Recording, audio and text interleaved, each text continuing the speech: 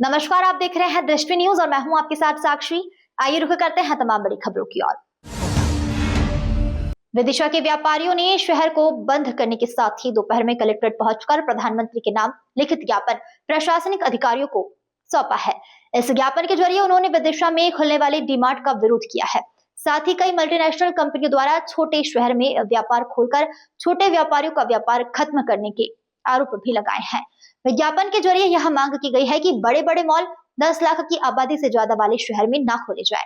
आज हम सभी व्यापारियों के साथियों के द्वारा एक ज्ञापन दिया गया है कि हमारे छोटे छोटे शहरों में जहां बहुत खुशहाल जिंदगी जी रहे व्यापारियों के बीच में अचानक एक फांसी का फंदा रूपी डी-मार्ट आ गया है और डी-मार्ट जैसी अनेकों कंपनियां धीरे धीरे अपने पैर पसार कर छोटे छोटे व्यापारियों को और इस भारत की संस्कृति को खत्म करने का काम कर रही है।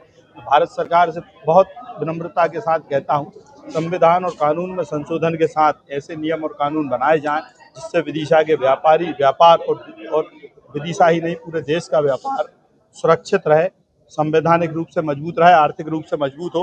केवल ईस्ट इंडिया कंपनियों की तरह हम इन कंपनियों को अगर मजबूत करेंगे तो कहीं ना कहीं हमारा देश फिर इस गुलामी की अवस्था में आ जाएगा और फिर हमें शहीद चंद्रशेखर आजाद, भगत सिंह जैसे लोगों को जन्म लेना पड़ेगा और इस क्रांति में हम अपना आहुति रूपी योगदान भी पूर्ण रूप से देंगे। बहुत बहुत धन्यवाद। पिछले दिनों से अनवरत चल रहे धरना में आज हमने विदिशा के व्यापारियों के अभूतपूर्व सहयोग से पूरा विदिशा बंद रहा।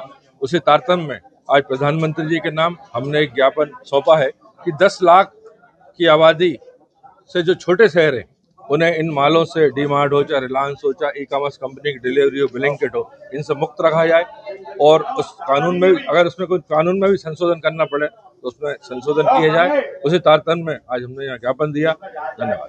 ये ज्ञापन हमने प्रधानमंत्री जी के नाम सौंपा है।